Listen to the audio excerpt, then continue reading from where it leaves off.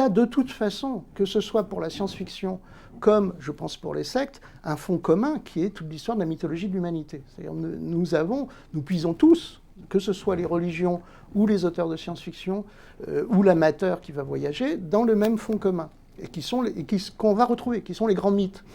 Alors j'aime bien citer par exemple le mythe de l'Arche de Noé. L'Arche de Noé est très très intéressant, parce que ce qui est intéressant dans le mythe de l'Arche de Noé, c'est pas le déluge, c'est l'arche où on va sauver la vie. L'humanité est habitée par l'idée de sauver la vie, même si on est en train de la détruire autour de nous. Individuellement, on veut sauver la vie. Et c'est ça qui est présent à la fois dans le mythe mésopotamien, le plus ancien, qui est le mythe mésopotamien, où l'arche est ronde, d'ailleurs on a découvert récemment qu'elle était ronde, et puis dans le mythe de l'Arche de Noé lui-même, et dans le mythe, alors qui est extraordinaire, qui est celui des hindous, qui est le plus développé, où apparaît le premier avatar de l'humanité, Vishnu, qui apparaît sous la forme du poisson Matsya.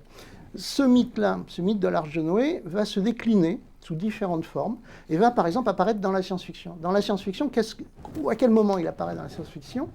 C'est le mythe d'aller à la conquête de l'espace. C'est-à-dire, la science-fiction véhicule un mythe extrêmement puissant, extrêmement fort, c'est on va essaimer dans l'univers. C'est-à-dire, il y a une angoisse vis-à-vis de cet univers entièrement vide, et donc on va retrouver ce besoin de trouver de la vie ailleurs. Alors soit cette vie vient nous chercher, je pense que ça, c'est le mythe raélien, c'est qu'il y a des extraterrestres qui vont venir chercher les élus à un moment ou à un autre, soit nous allons construire les grandes nefs stellaires qui vont partir.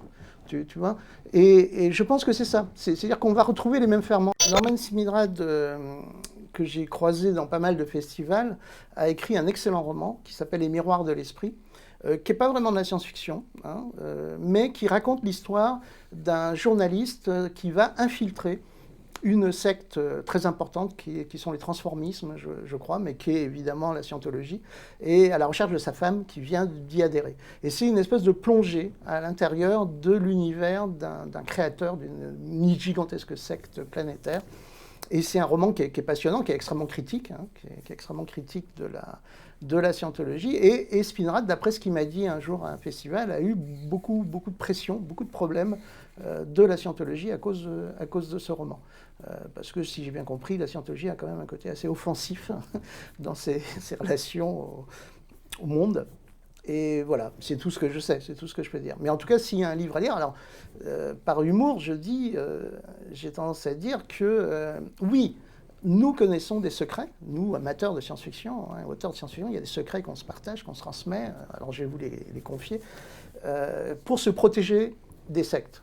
Alors, en particulier, le livre de Norman Spinrad, il faut le prendre page par page et se le coudre en gilet par secte. Il faut faire un gilet par secte avec chaque page du livre.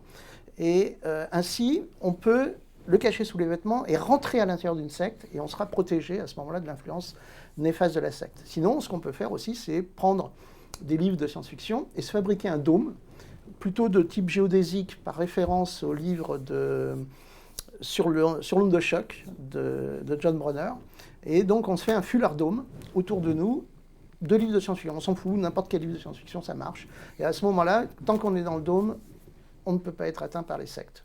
Alors, j'ai les plans du dispositif, et si vous m'envoyez de l'argent sur le compte PayPal de ma secte qui s'appelle les NoNotes, je vous donnerai le secret pour justement bien se protéger des effets sectaires.